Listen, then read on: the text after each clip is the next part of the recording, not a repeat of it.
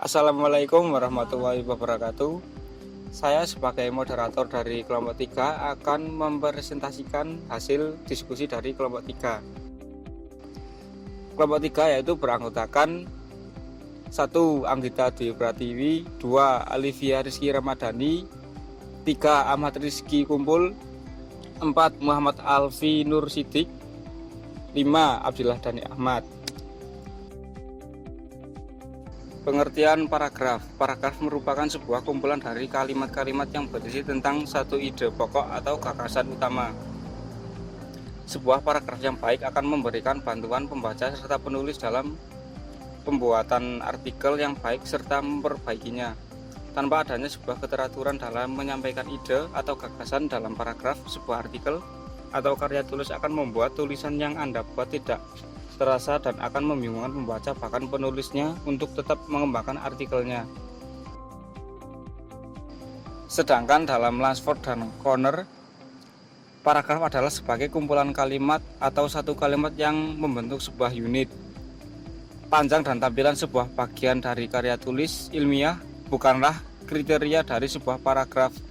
Sebagai contoh singkat, sebuah paragraf dalam gaya penulisan jurnalistik bisa terdiri atas satu kalimat yang cukup panjang atau dari titik ke titik. Oleh sebab itu, pengertian paragraf yaitu suatu kalimat atau grup kalimat atau kelompok kalimat atau gabungan kalimat yang menggagas satu ide pokok. Selanjutnya yaitu fungsi-fungsi paragraf. Fungsi paragraf yang pertama yaitu paragraf dalam sebuah kalimat dapat menjadi pengantar sebuah ide-ide, isi kalimat dan kalimat penutup pada tulisan yang dibuat oleh penulis. Yang kedua, mencurahkan suatu perasaan dan pemikiran penulis dalam sebuah karya atau kalimat dalam bentuk tulisan yang dibuat secara logis dan dapat diterima oleh pembaca.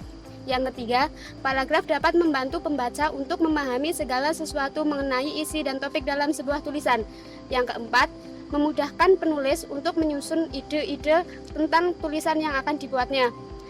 Yang kelima, dapat membantu penulis dalam mengembangkan gagasan-gagasan atau ide dari segala sesuatu yang berhubungan dengan topik yang ingin ditulis menjadi sebuah karya tulis.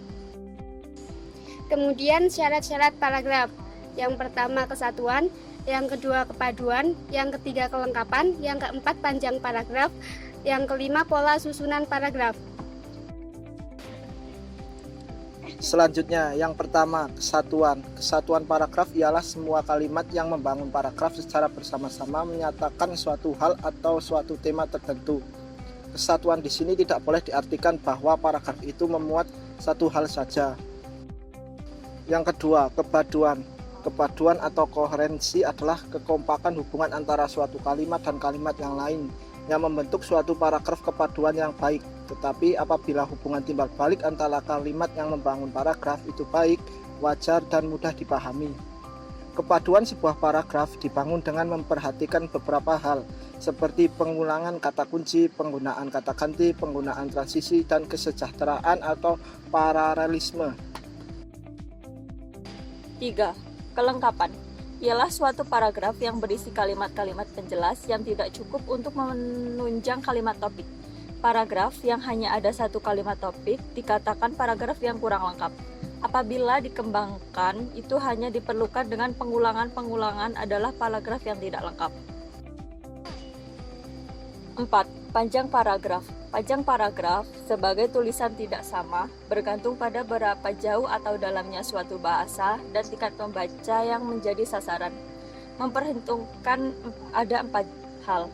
Pertama, penyusunan kalimat topik. 2. Penonjolan kalimat topik dan dalam paragraf. 3. Pengembangan detail-detail penjelasan yang tidak tepat. 4. Penggunaan kata-kata transisi, frase, dan alat-alat lain di dalam paragraf. Yang kelima, pola susunan paragraf.